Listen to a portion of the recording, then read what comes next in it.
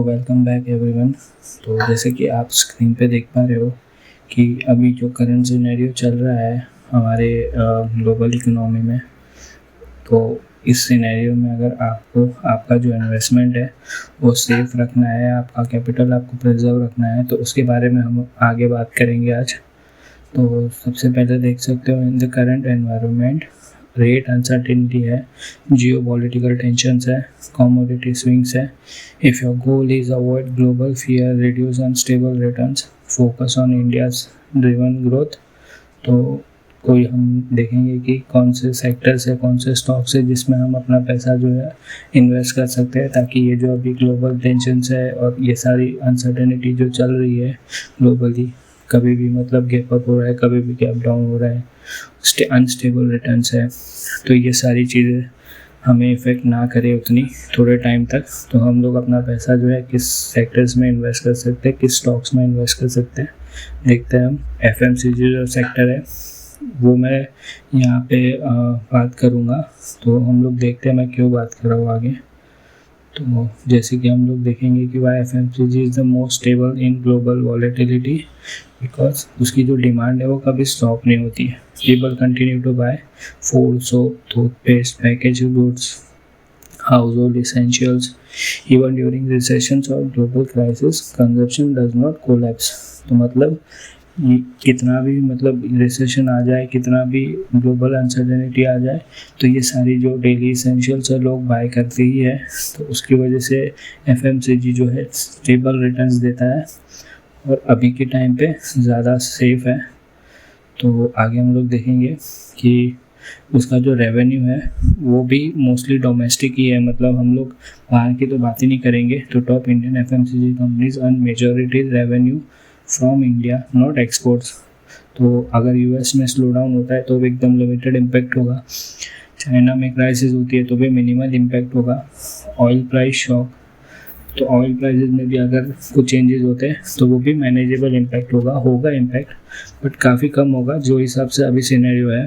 तो big brands can increase prices during inflation and protect margins. तो मतलब वो लोग इन्फ्लेशन में भी अपना प्राइस जो है बढ़ा के मार्जिन अपना प्रोटेक्टेड रखते हैं, तो जिससे जो उनकी जो प्रॉफिटेबिलिटी है वो अच्छी रहती है।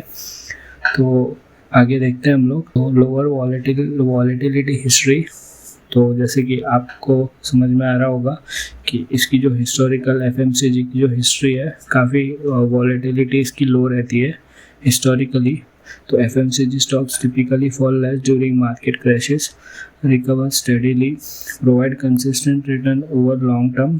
दे may not give explosive returns like small cap और metals, but they provide smoother compounding. तो कहने का मतलब ये है कि ठीक है, उतना रिटर्न देगा नहीं आपको स्मॉल कैप और मिड कैप जितना, और मेटल जो अभी हम लोग को प्रीवियसली दिया है रिटर्न्स एक साल में, बट ये है कि कंपाउंडेड रिटर्न्स इसका अच्छा रहेगा और अभी स्टेबल रहेगा। बाकी हम लोग जो देख रहे हैं लास्ट ऑलमोस्ट एक साल से काफ़ी ग्लोबल वॉलेटिलिटी है, रिसेशन टाइप चल रहा है, कुछ स्टेबल रिटर्न्स है नहीं, हमारे इंडेक्स ने भी उतना अच्छा कुछ रिटर्न दिया नहीं है।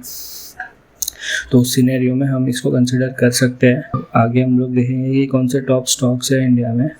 तो HUL है, हिंदुस्तान यूनिलीवर लिमिटेड, ITC है और नेस्ले है। तो ये 2-3 स्टॉक्स है जो अच्छे स्टॉक्स है एफएमसीजी के।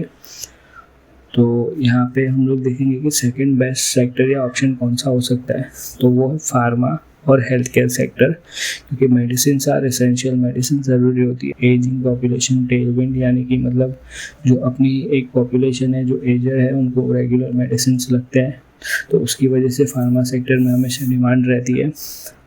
बैलेंस एक्सपोर्ट और डोमेस्टिक रेवेन्यू उसका काफ़ी अच्छा है, मतलब एक्सपोर्ट में बैलेंस्ड है और डोमेस्टिक में ज़्यादा डिपेंडेंट है ये सेक्टर। तो less link to global commodity cycles, तो इसके लिए ये लेस अनस्टेबल है। तो हम लोग बात करेंगे स्टॉक्स की। तो सन फार्मा हो गया, डॉक्टर रेड्डी हो गया, तो ये कुछ स्टॉक्स हैं जिसमें आप कर सकते हो। और what to avoid in high volatility, तो आज के टाइम पे कौन से सेक्टर्स अवॉइड करना है, तो सबसे पहले मेटल्स और आईटी। तो आपको पता ही है कि यूएस की रेवेन्यू पे डिपेंड है पूरा, तो मेटल्स भी है, कमोडिटी पे डिपेंडेंट है, तो कुछ ना कुछ चलते रहता है। ऑयल का भी आप लोग को पता ही होगा, तो ऑयल एंड गैस जो मैंने आपको अभी बताया ही, तो स्मॉल कैप्स भी बहुत वॉलेटाइल होता है। तो ये सारे सेक्टर्स हमें अभी के टाइम पे, जब तक ग्लोबल सिनेरियो स्टेबल नहीं होता तब तक हमको अवॉइड करना है।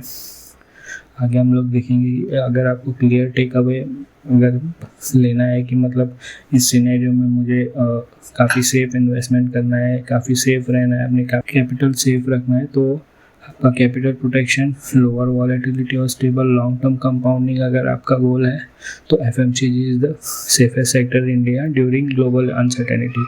तो यही कुछ मुझे आप लोगों से शेयर करना था। अगर वीडियो अच्छा लगा तो गाइस लाइक कीजिएगा। Thank you.